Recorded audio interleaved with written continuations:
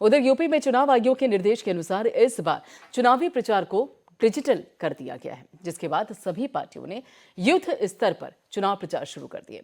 वहीं बीजेपी चुनावी प्रचार के लिए यूपी की 403 विधानसभा सीटों पर एलईडी रथ के जरिए डिजिटल चुनाव प्रचार की शुरुआत करने वाली है।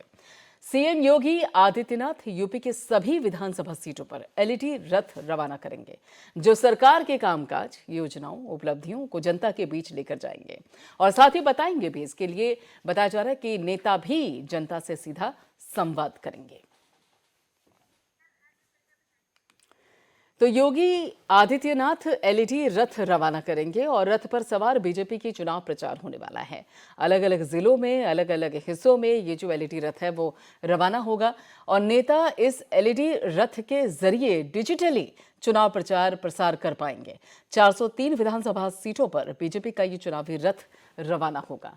तो सीएम योगी आदित्यनाथ एलईडी रथ को रवाना करने वाले हैं और अलग अलग विधानसभा सीटों पर ये जो एलईडी रथ है ये रवाना होगा।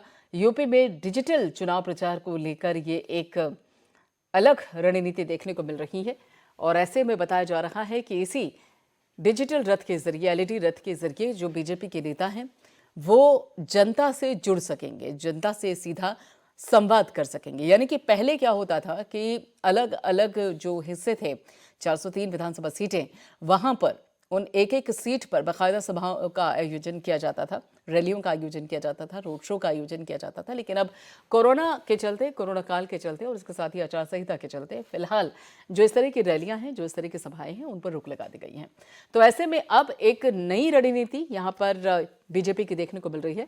तो ऐसे में जब नेता उन विधानसभा सीटों पर नहीं पहुंच सकते, तो ऐसे में जो नेता है उनकी आवाज़ और उनका जो मंत्र है जीत का, या फिर ये कह लीजिए कि जनता के लिए जो उनकी मंशा है वो जनता तक पहुंचाने के लिए 403 विधानसभा सीटों पर पहुंचाने के लिए एलईडी रथ रवाना किया जाएगा।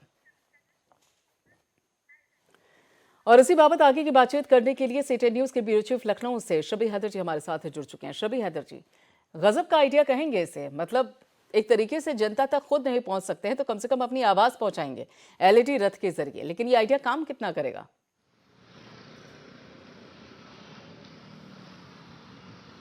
बिल्कुल प्रियंका जी, देखिए भारतीय जनता पार्टी आज का हम दिन कह सकते हैं प्रचार का ट्रायंगल बनाया है भारतीय जनता पार्टी ने।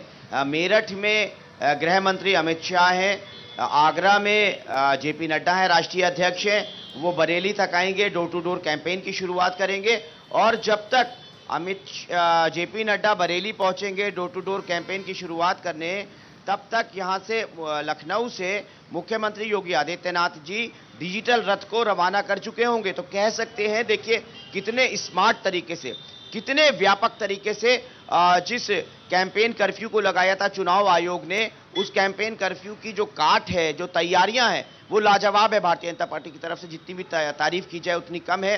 प्रत्येक जिले के भारतीय जनता पार्टी का जो ऑफिस है वहां पर डिजिटल स्टूडियो बनकर तैयार है, यानी कि 15 दिन से वहां पर डिजिटल स्टूडियो और वो बाकायदा जो क्रोमा होता है, ग्रीन रूम होता है, वेल इक्विप्ड साउंड है, और जो मिक्सर होते हैं, ऑडियो मिक्सर, एक कह सकते हैं पूरा एक अच्छा स्टूडियो भारतीय जनता पार्टी के प्रदेश कार्यालय और जो शहर के कार्यालय हैं वहां पर बनकर तैयार है।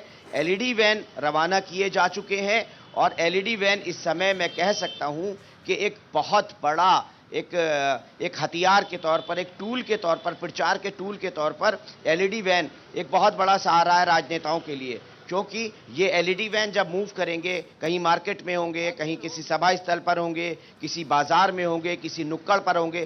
पहले जिस तरीके से नुक्कड़ सभाएं करते थे राजनेता और वहां पर जाके मंच से भाषण देते थे, तो अब सिंपल सा एक स्मार्ट सा एलईडी वैन जाएगा और जिस राजनेता की वर्चुअल रैली होगी उस राजनेता को उस एलईडी वैन से कनेक्ट कर दिया जाएगा। वो वहां से भाषण डिलीवर करेगा, भारतीय जनता पार्टी का मैनिफेस्टो बताएगा, भारतीय जनता पार्टी के वादे बताएगा, प्रत्याशी का नाम होगा और पीछे से सब उसमें जो है प्रत्याशी वगैरह की सारी चीजें जो एवी है वो चलती रहेगी। तो कह सकते हैं एक बड़ा चुनाव प्रचार अभियान भारतीय जनता पार्टी मुख्यमंत्री योगी आदित्यनाथ जी के जरिए आज से उत्तर प्रदेश में पेश कर रही है, लॉन्च कर रही है। बिल्कुल, लेकिन यहाँ पर शबी हैदर जी, चलिए ठीक है कि बाकायदा ये एलईडी रथ रवाना किया जा रहा है, लेकिन प्रोसेसिंग कैसी रहेगी, प्रक्रिया कैसी रहेगी? देखिए, यहाँ पर जो नेता है, जो दिग्गज चेहरे हैं, जो अपना संवाद स्थापित करेंगे जनता के साथ, वो तो सेफ है, वो तो सुरक्षित है। लेकिन ये एलईडी वैन जिस दौरान वहाँ पर नेता का भाषण हो रहा होगा, उस दौरान ऐसा तो नहीं है कि घर घर जाकर उनके भाषणों को दिखाएंगे या फिर सुनाएंगे। वहाँ पर भी एलईडी वैन के आसपास भी लोगों को इकट्ठा करना पड़ेगा, एक संख्या बनानी पड़ेगी, लोगों को इकट्ठा करना पड़ेगा ताकि उस वक्त उस नेता को लोग सुन सके। तो चलिए, ऐसे में जो भाषण दे रहा है वो तो सेफ है, वो तो सुरक्षित है, वो बकायदा एक स्टूडियो में है, हाइजीन जो पूरी तरीके से वहां पर मौजूद है। लेकिन जो एलईडी के आसपास लोगों को इकट्ठा किया जाएगा, वहां पर जो सोशल डिस्टेंसिंग है, वहां पर जो कोरोना गाइडलाइन है, आचार संहिता है, उसका पालन कैसे होगा?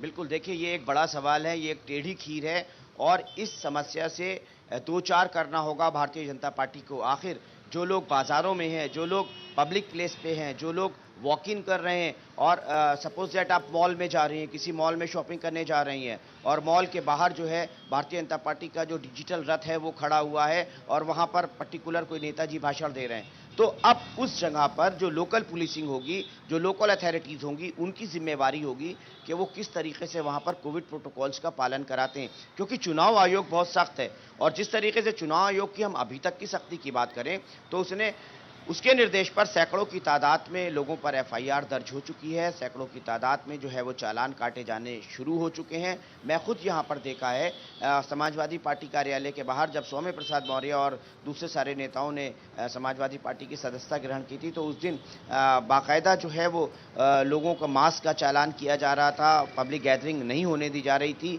एक जगह पर एक चार लोगों को नहीं इकट्ठा होने दिया जा रहा था। यही हाल भारतीय जनता पार्टी, कांग्रेस और समाजवादी पार्टी के कार्यालय के बाहर का है। तो अब ये लोकल प्रशासन, लोकल पुलिसिंग के ऊपर जिम्मेवारी होगी कि वो एक जगह पर अगर कुछ लोग इकट्ठा हो रहे हैं तो वहां पर कोविड प्रोटोकॉल के तहत लोगों को इकट्ठा होने दें। यही सबसे बड़ी टेढ़ी खीर है, आपने बिल्कुल सही शब्द इस्तेमाल किया, यही टेढ़ी खीर है।